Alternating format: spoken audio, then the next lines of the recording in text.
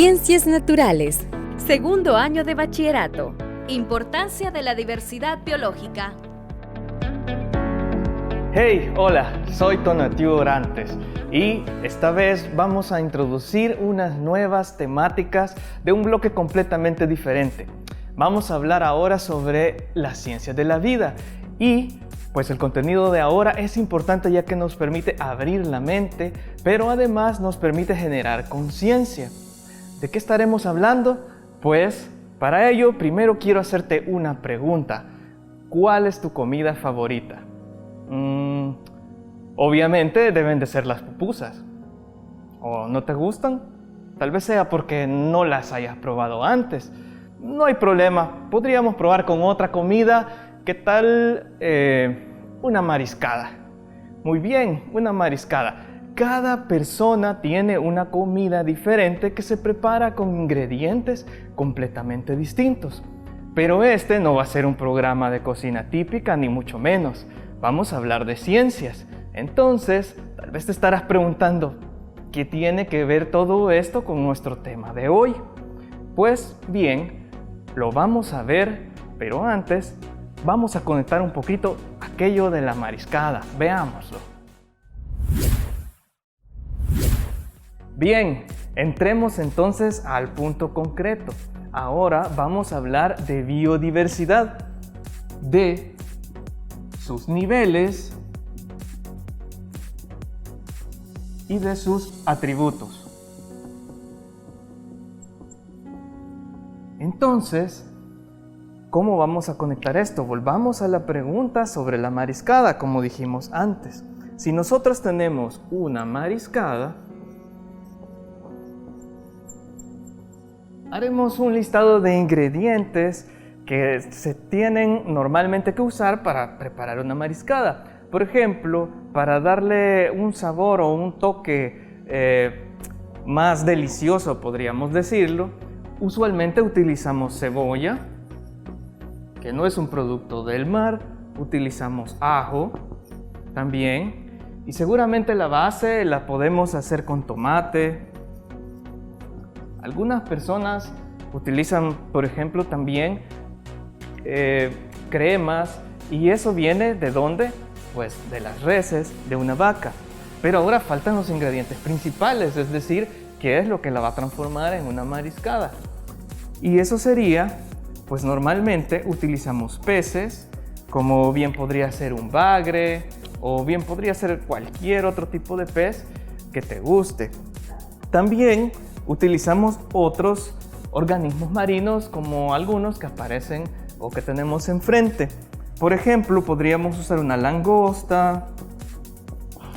¿Quién no quisiera una langosta? O unos camarones. ¿Qué más podríamos usar? ¿Qué se les ocurre? Probablemente alguna almeja. Sí, o un cangrejo. Bueno, paremos ahí porque nos puede empezar a dar hambre y no es el punto con esto. El punto es que todo esto que nosotros estamos utilizando acá como ingredientes, o lo que nosotros llamamos ingredientes, en realidad son expresiones de la biodiversidad. Esta es una de las formas como la biodiversidad se relaciona con nosotros en el día a día.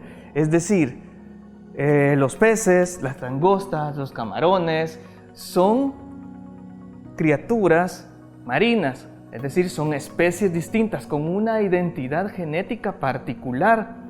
Y las cebollas, el ajo y el tomate también son otras especies, pero en este caso son de carácter vegetal que obtenemos normalmente de la actividad agrícola. Entonces, tenemos que estos organismos los encontramos unos en tierra firme y otros los encontramos en el mar. Es decir, estas especies que estamos utilizando, especies, no la vayan a confundir con especies, lo que estamos utilizando o lo que estamos viendo es que vienen de condiciones particulares, condiciones, por ejemplo, de humedad, de temperatura, de luz. Esas son condiciones de los ecosistemas, son ecosistemas diferentes. Entonces, volviendo al tema, la biodiversidad se expresa en todos estos niveles y se relaciona con nosotros. Esta es una de las maneras más frecuentes de cómo nosotros utilizamos la biodiversidad. Para hacer una mariscada, por lo menos necesitaríamos unas 5 o 6 especies que nos soporten ese platillo, en este caso. Ahora bien, volviendo al término biodiversidad, ¿qué es lo que significa? Si notas, es una contracción de dos palabras. Por un lado, bio, que significa vida, y por el otro lado, diversidad, que significa pues tal cual eso, algo que es variado. Ese es el término biodiversidad, pero aunque no lo creas, no es un término tan antiguo, es un término bastante reciente. Para que lo miremos, vamos a empezar dando un pequeño repaso por la historia. Podríamos decir que la biodiversidad o las primeras formas en que ésta se utilizó fue con la palabra variabilidad. Y esto es muy importante o clave para toda la biología moderna. Probablemente la variabilidad se empezó a utilizar en la biología a partir desde los primeros evolucionistas, tales como Darwin, Wallace o Lamarck. Luego, hasta 1901 aproximadamente, hubieron otras personas, entre las cuales se encontraba Jacquard, quien fue la primera persona que directamente midió la diversidad de las especies y que también lo hizo en los ecosistemas. Ahora bien, habría que esperar mucho más para poder tener el sentido que tiene ahora la biodiversidad. Lo veremos a continuación. En 1980, Thomas Lovejoy introduce el término diversidad biológica, el cual se volvió popular rápidamente, por lo que se considera el padrino de la biodiversidad. No obstante, así como han existido científicos famosos detrás de conceptos fundamentales, como por ejemplo Isaac Newton y la gravedad, el término biodiversidad tiene también a un personaje que se destaca por su aporte a la comprensión y a la conservación de la biodiversidad. Afortunadamente, este personaje aún vive y aunque ya está bastante mayor, continúa siendo un referente en el mundo de las ciencias biológicas. Les presento a don Edward O. Wilson, quien en 1986, durante una conferencia en Estados Unidos, fue la primera persona que declaró o acuñó el término biodiversidad, tal como se emplea actualmente. Wilson tiene ahora 91 años de edad. Es un entomólogo y biólogo estadounidense conocido por su trabajo en evolución y sociobiología. Wilson es especialista en hormigas y en su utilización de feromonas como medio de comunicación. Actualmente es profesor honorario y conservador del Museo de Zoología Comparada en Harvard. El Dr. Wilson es una de las únicas 2 personas que han recibido la concesión más alta en ciencias de Estados Unidos, la Medalla Nacional de la Ciencia y el Premio Pulitzer en Literatura, este último en 2 ocasiones. Ha recibido otros 90 premios, así como 27 doctorados honorarios. Como ven, el Dr. Wilson es un científico muy prolífico y ha incursionado en muchas especialidades de la biología, pero de todo su trabajo nos interesa y destaca la relacionada con la biodiversidad. Y es que después de que él introdujera el término, la comunidad científica ha ido desarrollando y enriqueciendo este concepto y por ende procurando la conservación de la biodiversidad. Bien, conviene definir entonces qué es la biodiversidad o diversidad biológica. Para ello tienes que saber que existen varias acepciones, varios conceptos, unos digamos más oficiales, otros menos oficiales, unos más extensos y otros un poco más cortos, pero todos se refieren a lo mismo. Para ello te propongo que utilicemos la definición propuesta por el Convenio de Diversidad Biológica, que dice así: la biodiversidad es la variabilidad de organismos vivos de cualquier origen, incluidos, entre otras cosas, los ecosistemas terrestres, marinos y otros ecosistemas, como los acuáticos. y los complejos ecológicos de los que forman parte. Comprende la diversidad dentro de cada especie, entre las especies y en los ecosistemas. Bueno, como ves, entonces la biodiversidad se puede estudiar a diferentes niveles. Acabamos de hablar de especies, de genes y de ecosistemas. De hecho, justamente así es como se cataloga la biodiversidad. Tenemos el nivel genético, que es el inicial, el nivel de especie, que es uno quizás en el que todos estamos relacionados, el nivel de comunidades y los ecosistemas y el nivel de paisaje. Vamos a empezar entonces por el nivel genético. No te preocupes que ya lo vamos a retomar. Para empezar a hablar del nivel genético de la biodiversidad, debemos recordar algunos conceptos de genética básica. Para empezar, ¿qué es un gen? ¿Lo recuerdas? Muy bien, un gen es una unidad de información que codifica para un producto funcional. Físicamente, un gen lo podemos observar como un fragmento de material genético, una secuencia, un pedazo. Lo vamos a representar así. ¿Dónde se encuentran ubicados los genes? Pues si lo recuerdas, los genes se encuentran ubicados en los cromosomas. Lo vamos a dibujar.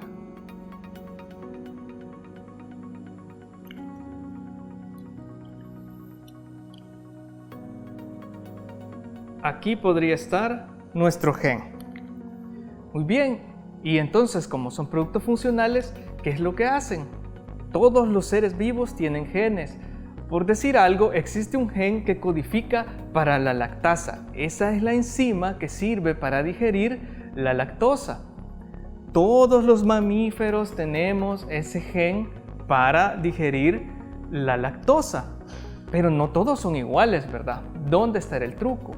El truco viene en que los genes no son únicos, sino que vienen en versiones. A esas versiones de los genes nosotros las llamamos alelos. Muy bien, probablemente esto ya lo sabías, pero piénsalo. ¿Cuántos genes tenemos los seres humanos? Bueno, podemos decir que los seres humanos tenemos aproximadamente unos 30.000 genes. Esto estamos hablando de los genes, no de sus versiones, que son los alelos. Muy bien, pero entonces, ahora piensa esto. ¿Cuántos genes o cuántos alelos podríamos tener? Hay tantos alelos como cualquier mutación que pueda existir. ¿Y cuántas copias de material genético tiene? ¿Cuántos cromosomas tenemos?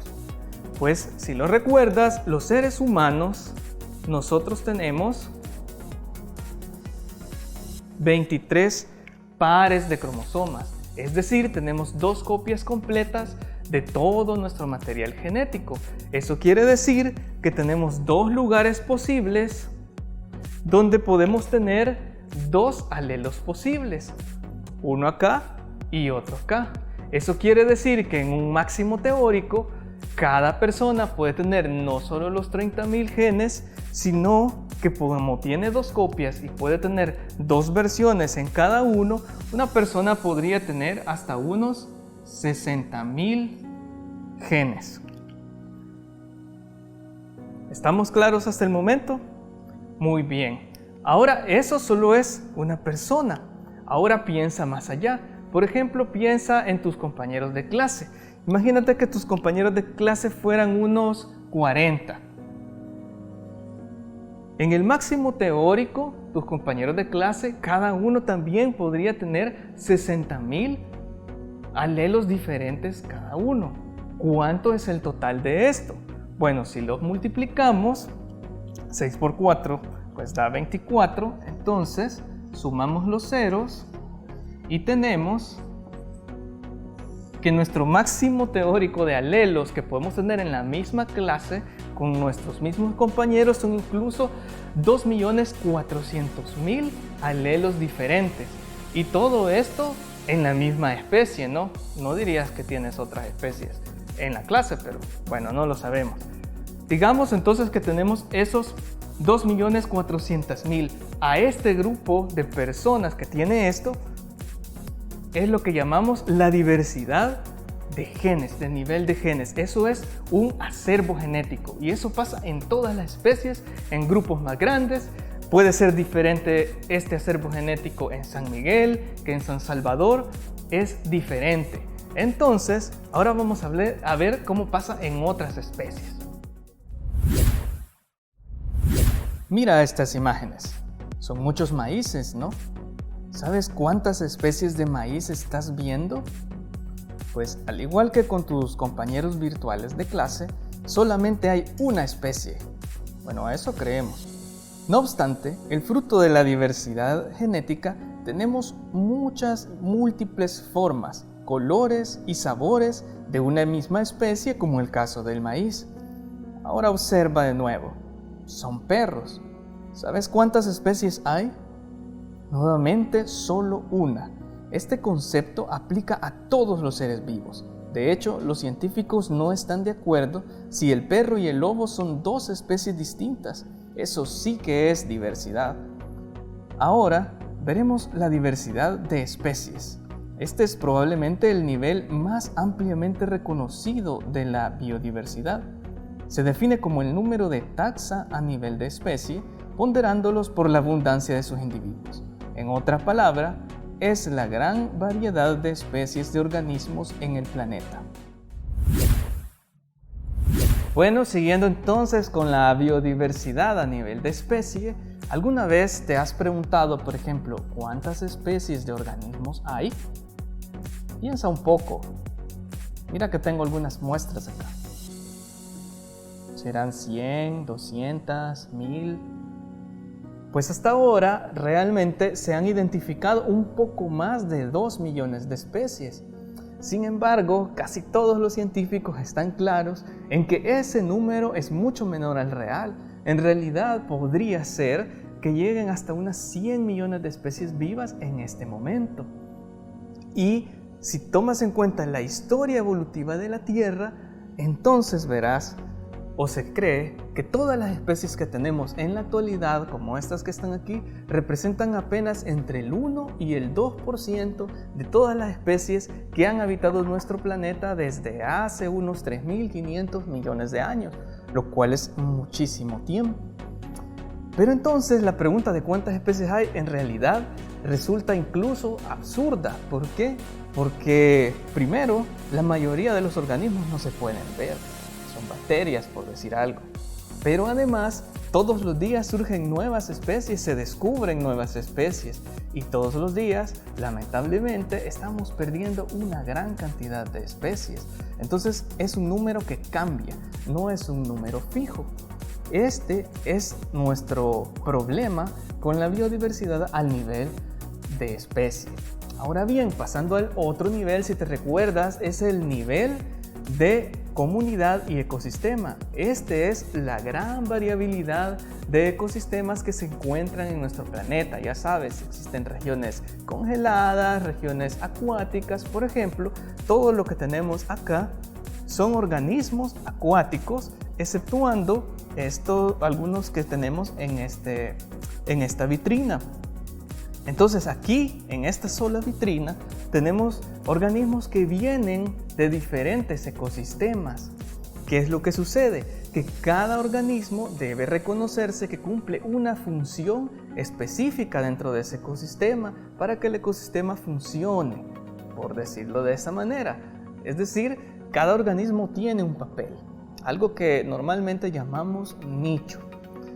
Esta variabilidad entre los ecosistemas es de hecho la que se considera la más importante.